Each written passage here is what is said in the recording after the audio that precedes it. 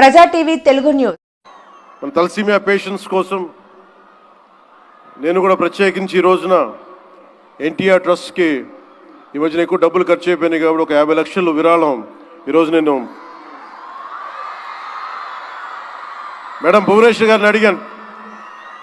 మా వాళ్ళ చేత అడిగిస్తే టికెట్ కొందామంటే 1500 రూపాయలు పెట్టి అక్కర్లేదు మీరు కొనక్కర్లేదంటే నాకు మీరందరూ డబ్బులతో కొనొచ్చారు, నేను కూడా డబ్బులతో కాకుండా పుట్టిన వస్తే చాలా గిల్టీగా అనిపించింది.